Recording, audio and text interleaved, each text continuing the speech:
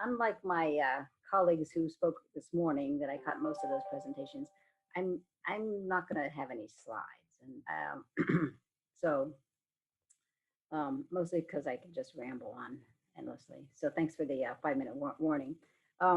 Let me start by telling you a little bit about me. I I'm a professor of internal medicine. I'm the division director for infectious diseases, and I'm the principal investigator for the AIDS Clinical Trials Unit. Many of the studies that you heard about today. Um, I am I am a rebel at heart. I grew up that way. I think my mother was always nervous that I was going to end up in jail for protesting something. So, I hope not to say anything too outrageous, but that's still a possibility. So, so um, I I came to Ohio State in the mid 80s. Well, let me back up. I'll talk about growing up first. My first career ambition was actually to be a priest. I went to a Catholic school. Thought it would be a cool thing to do. Hence my rebel status, because nuns told me girls can't be priests, and I said, don't know what that means. And then my first boyfriend in grade school said, not to worry, I'm going to be the Pope, and we'll move to the Vatican together and get married, and you can be a cardinal. And I said, oh, that's a sort of hierarchy in the Catholic world. I said, why do you get to be the Pope? So it didn't work out for us. And so I ended up going to medical school instead. So that's a good thing, since I didn't have that many other talents, I don't think. So let's fast forward, 20 some years, and I came to Ohio State after finishing my internal medicine residency in West Virginia, where I graduated from West Virginia University. And I came to Ohio State to do infectious diseases as a career path. Not related to HIV, to be honest, but related to transplant infections, or infections in transplant recipients, because I always thought that was really interesting. But it was the mid 80s, and there was this disease that you heard a lot about this morning from a lot of people who have been studying the manifestations and ramifications of HIV for many, many years. And my mentor, and I think mentorship's a important thing, that's maybe a whole nother conversation. And the division director then said, why don't you stay? Because we were really starting to get into the HIV clinical trials world. And you already heard that people really didn't know a whole lot about HIV. And as I think about my career, I think, I started my career with a really interesting virus that nobody really knew a lot about, caused a lot of fear and anxiety. You've heard about that. At the other end of my career, not the end of my career, but the more recent part of my career, there's an interesting new virus that's caused lots of fear, that we're learning things and really didn't know anything about. So I guess my first point is that science is an amazing thing. And I've been so fortunate and had the great privilege to really spend my career as a physician and a clinician in this academic environment. And that's afforded all kinds of opportunities, and maybe I'll be so bold to say is gaining hopefully some wisdom of the years. And I think you all have heard about the medical aspects and some of the historical aspects. And I don't want to diminish any of that, because I, again, have been privileged to have been a part of that. But I also want to spend a little bit of time talking about the clinical perspective from someone who is there.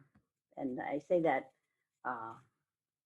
with all the reverence that it deserves, because I remember those early days, that people sometimes would physically whisper HIV or AIDS. I think he has HIV. I think he has AIDS. And I think that stigma, if you will, was propagated by the fear of not knowing, and it was easy to target particular groups. You heard Janie Russell right before the break talking about some of the early days, and you saw the pictures, and the anxiety that it provoked, and it really struck me um, how we as a society are somewhat easy to judge and discriminate, particularly when we don't understand what's going on. And I can tell you, and I think you've probably already gotten this message from the previous speakers, that in the world of HIV, like many other diseases and certainly many other infections, it doesn't actually discriminate based on sex or race or ethnicity or lifestyle or anything. It's a virus that attacks immune systems. And so I think the early days was easy to target groups who may have been more likely to be exposed and show the manifestations, but it's clearly not a discriminating disease. And I say that with 30 plus years of experience in my clinic, and my clinic includes a whole like all of humanity, men, women, transgender individuals, different sexual orientations. The age range is broad. I'm not a pediatrician, so I don't see anybody under the age of 18, but I do see 18-year-olds. And my oldest patient at the moment, I think, is 84, maybe just turning 85. So that in itself is such a testimony to the success that we've had, and how we've made such incredible progress. I think that also highlights some of our challenges, our current challenges, particularly with a younger generation who may not actually remember the world before we had such phenomenal antiretroviral therapies. And so I think now there's, I don't want to imply a comfort level with HIV, but certainly an overall diminished sense of fear and anxiety, and that this is something that will kill you soon, right? Because now we know, and you've heard, taking antiretroviral therapy, sometimes just one pill a day, now maybe even one shot every couple months, for some folks, really can allow for an ongoing, healthy, I would say happy, but I think that's probably a value judgment that I'm not able to make, productive lifestyle, and live well into people's 80s, assuming everyone takes care of all the other things that we have to take care about. So I think that's one point. I think the knowledge that has come from HIV has diminished the fear and stigma a little, but not quite enough. And I can tell you that again from my clinical experiences, not all that long ago, I saw, I'll say, a young woman, because she was in her early 40s, and she had been recently diagnosed, actually had been diagnosed several years before I saw her, but really just avoided coming to the doctors. And she did that not because she didn't have insurance, or not because she was afraid of taking medicines. She was worried that someone was going to find out, and she was worried about what would people think. And that struck me, because I thought, how in this day and age can that be a driving motivator for someone, rather, when I thought, again, a little bit of a value judgment, how can I best take care of myself, as opposed to what will people think. And so I think we still have lots and lots of work to do in the context of HIV and stigma. I also say that the things I've learned in medicine, I hope, are life lessons across the board. Everyone is a little bit different. We all have different hopes, different dreams, different likes, dislikes, different, and then there's really basic differences, like sex differences, or racial or ethnicity differences, or age differences. And as I say this, if I were looking out at the audience, I would say, yeah, I'm probably the oldest person here, which is okay. I embrace that. And I think, unfortunately, sometimes stigma is not only relies on fear, but also tries to focus on differences. And and I think though in the context of life, if you really look past differences and really focus on um, knowledge and understanding and science, I feel quite confident saying there's such a deeper connection that we all share. We all have this need to feel connected and to be in contact with people. And I think there has been nothing more emphasizing that point than the past year, or the past now more than a year with the COVID pandemic. Right? We all have this need to feel connected, and what an amazing time. We connect now electronically because we can. Right? We have this intense desire to be with people. We all have and in that connection, we all feel a basic need, I think, to be appreciated and to be respected, and we all need to somehow acknowledge our fears of the unknown, because I think through that, um, I think we decrease stigma. And I gave a talk a couple of years ago about stigma, but I tried to flip the whole thing around and saying it's really not about reducing stigma. It's about embracing diversity and really appreciating the diversity that goes with all things in life, and certainly things in medicine. So um, I don't really want to talk a lot about all the science, because I know you guys have heard a lot. And let me just say, I believe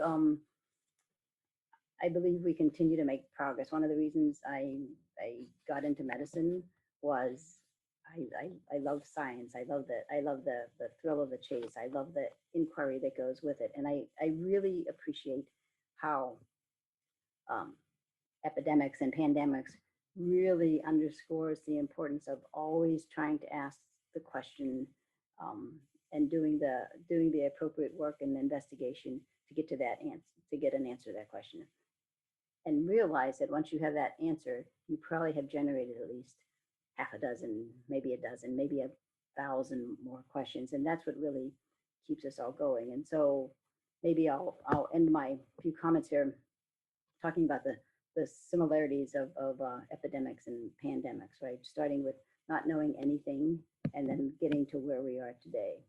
And I think Janie talked a little bit about the early days of testing. Maybe Jesse and Dodie did too. But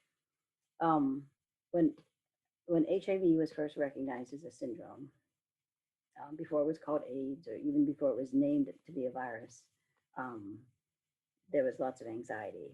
But it took 2 years from that clinical syndrome to be recognized for anybody to even identify the virus. When you think about COVID-19, it took 2 weeks to sequence the entire genome.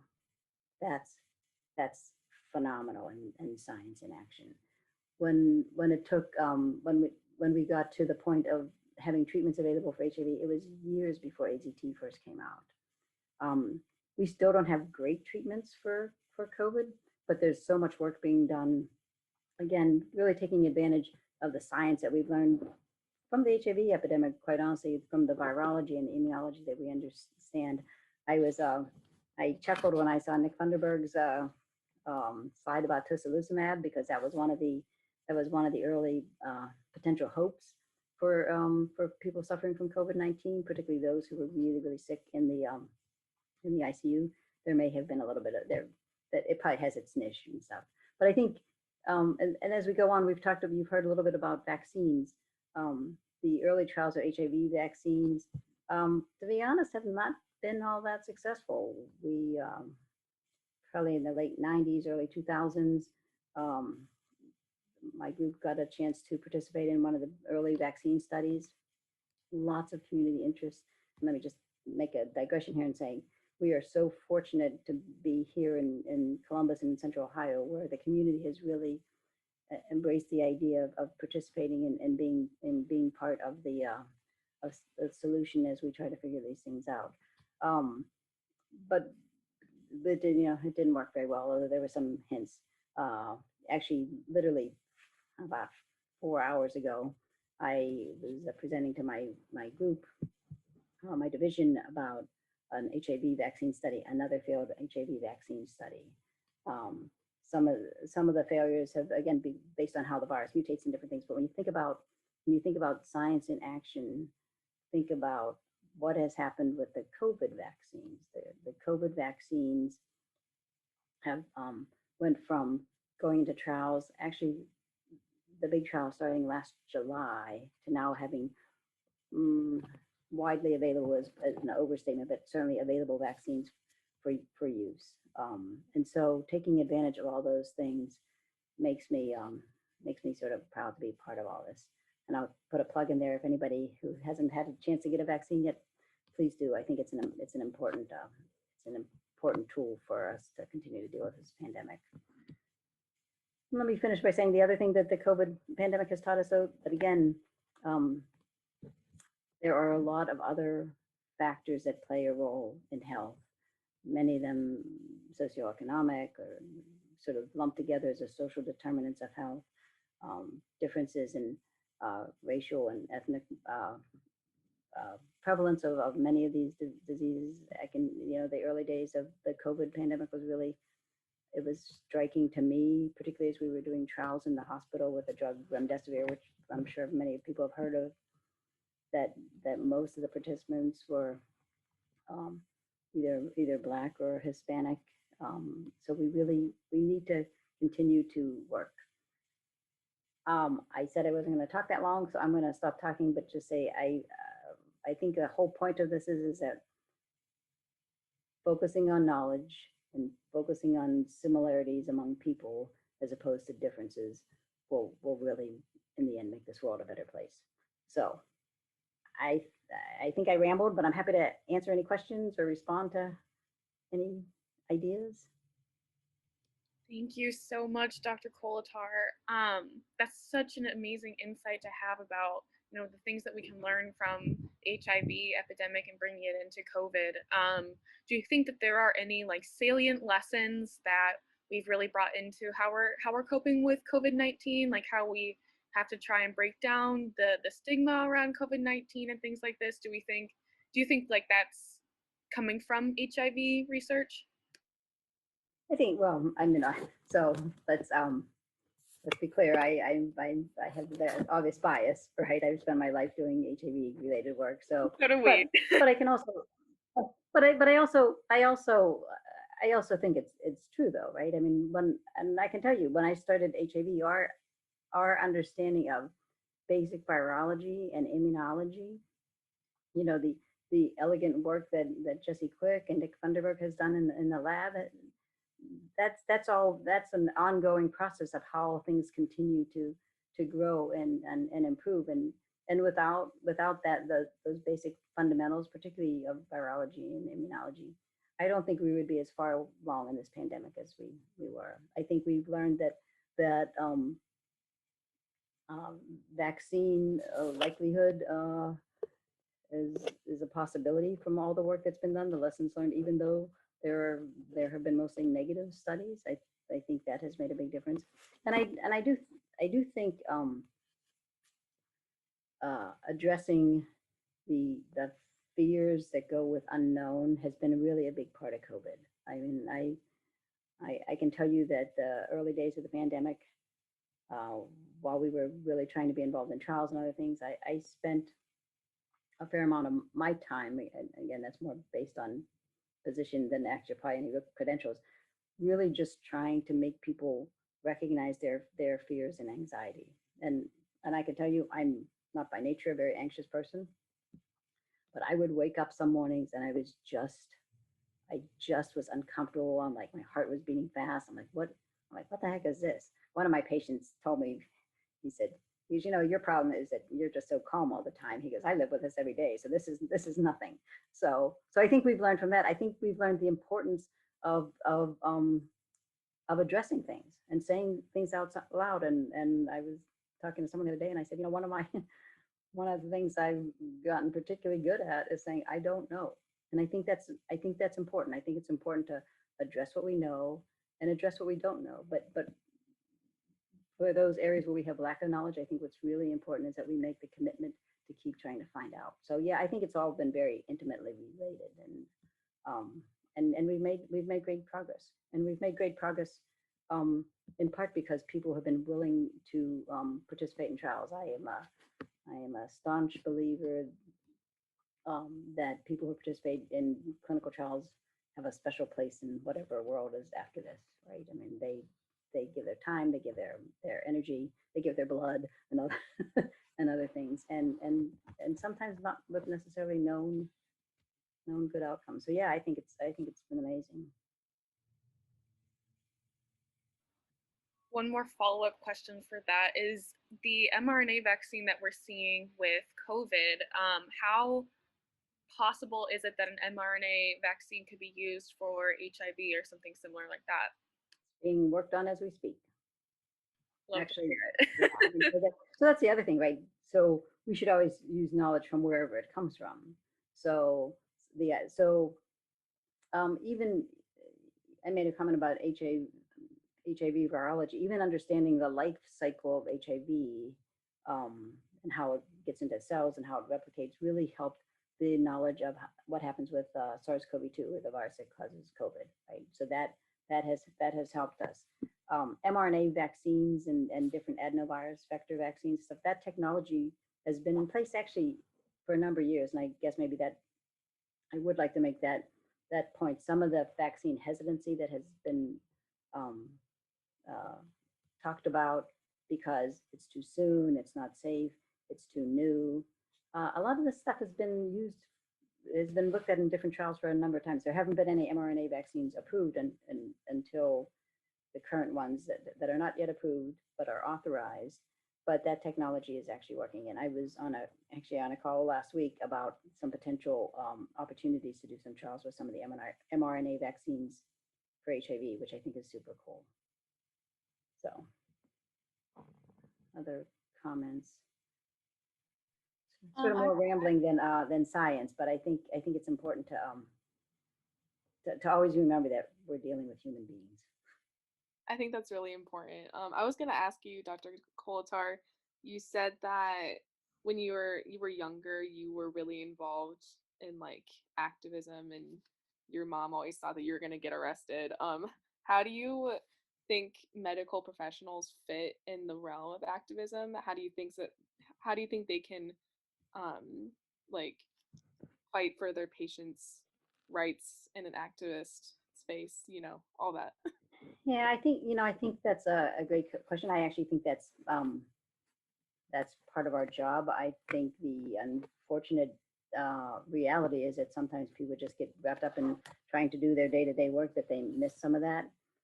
And I, again, sort of as an infectious disease doctor, that's almost like a phenotypic trait. We're always looking for truth and justice. We always want, we're always thinking about public health. I think there's going to be some public health commentary later this afternoon. So I think it's important for us as physicians to always be looking out for the welfare of our patients, and how we do that in terms of, or what avenues we take, I think is different for different people. There's clearly the lobbying approach. But I think at the very core, we have to be supportive at a very individual level of all of our patients. I think I'm always, again, you guys, I think I'm like a bad person here, but I'm always in trouble with my clinic because I always run a little late because I like to talk to my patients, and now I joke I don't provide nearly as much medical care as I sit and talk about their families and different things, because I've taken care of some people for 30 years. But as an aside, one of our very first studies that we did before I finished my fellowship training was with the drug AZT that you'd heard about. I still take care of a few of those people today, so that's very grand. So I think activism is that long-winded answer. Activism is at a very individual level, but then it can move up the chain of how things get done and how policies are made. And I think that's where experience and speaking out is really important. Dr. Koletar, this is Jose. It's nice to see you. Hi, Jose. Had a question for you, and I think it's a tough question, but I'm going to ask it anyway. And thank you for your service, by the way. If it wasn't for people like you, many of us would not be around today. So I was on your clinical trial for AZT, and I was on one for interleukin as well, by the way. I hated that one. That was It was horrible. a hard one. But I did want to ask, and again, this may be tough, so I want you to take your researcher hat off and put on your physician, kind of one-on-one with your patients. What was it like in the early days when you were providing care for people that more than likely were not going to make it? How did you keep those patients hopeful? And be able to, I mean, those were really tough times. There's not too many physicians in today's environment in which most of their patients are likely not going to make it. And in the late 80s and early 90s, that was the case until protease. So anyhow. Yeah, no, I think, thanks, Jose. That is a tough question. I'm gonna hop in and just say you have about 3 minutes left. Okay, so I'll talk quickly. No, I think it's really the quest for knowledge that kept me going in those situations, and kept some of my patients going. I remember one person in particular who was dying, but lived much longer than he ever thought he would, and he ever thought he would, and there wasn't anything for him to do. So sometimes I would just talk, and sometimes I would just hold his hand, and I think I think, to be honest, had I not been so involved in the research aspects, had I not seen things getting better, I don't know if I could have kept doing this for a long time. But I think one of the driving forces is that always looking for answers and always providing, and even when you don't have the answer, to make things better, to provide some comfort and care, I think is really a critical part of, at least what I hope has been a critical part of my career. So thanks for the question, Jose. That's a tough one, and makes me tear up here a little bit, but Yeah, but it's getting better. thank you. Now I think I'm really out of time, or maybe have 1 minute left. So Any closing thoughts? Any quick questions left? let me say thank you for the invitation. Thank you for doing all the work that this group does. I've seen the AIDS quilt in person. It is a moving experience. Really one of those, a picture's worth 1,000 words. But the fight's not over. We got to keep it up, and we got to keep fighting fear and stigma with knowledge. So thank you.